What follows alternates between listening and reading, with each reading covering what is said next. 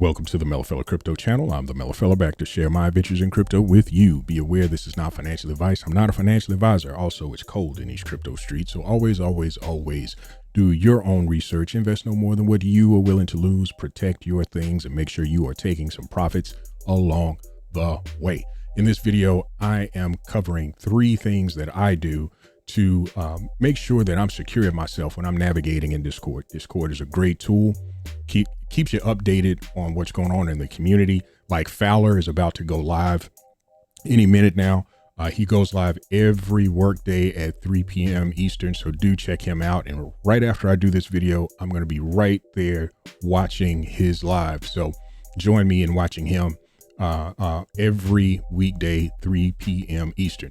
Now, one of the things that, one of the reasons why I want to cover this topic is that it seems like every couple of weeks or so, we hear someone in the chat or in YouTube, in some of the YouTube videos, where someone has either had their wallet compromised or their nodes have been stolen. And as we get closer to mainnet, we got to do all we can to specifically protect node holders. You know, if you're a node holder, you want to protect that node, because those nodes are going to that's the backbone by which this blockchain is going to operate. So you got to be careful with your nodes, protect your nodes, protect your things. So I'm just going to go over some really quick things that you can do right away to secure yourself in Discord. This isn't everything, but these are just some really quick things that you can do right now. So the first thing I want to talk about is blocking friend requests. We're going to block friend requests. So in order to block friend requests, what we're going to do is go into user settings, and you want to go to friend requests. Me personally, I have everyone blocked, and I'm keeping friends of friends and server members open right now. And the only reason why I'm doing that is because since I've been doing YouTube, I have been communicating with some members of the community and coordinating, being on each other's shows and whatnot. So that's the only reason why I have friends of friends and server members open to receive requests from. If this doesn't apply to you, I would suggest not accepting friend requests from anyone. And if you do need to accept a friend request from someone, communicate that in main chat.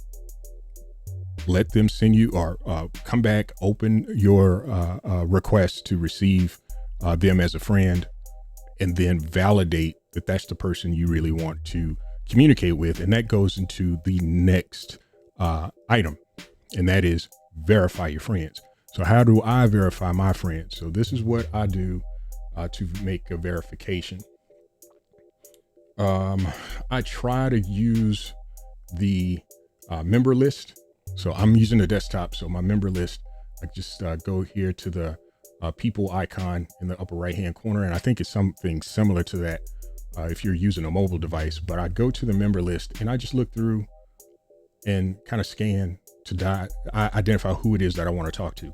Now, the scammers have been trying to mimic, or have been successfully in some cases mimicking some of the admins, mods, and the larger players within the Vulcan community. So I'll use SO as an example. SO the Vulcan, great guy.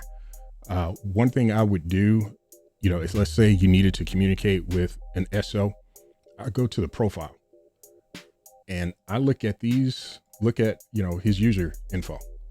And what I'm looking for is, I'm looking at these 4 numbers at the end of his name, so that if I get a message from SO, I'm confirming, okay, is this SO number 9073 and not SO number space 9073 or some variation. In some instances, these folks try to get really sophisticated, and it could look like you're talking to SO and when you're not.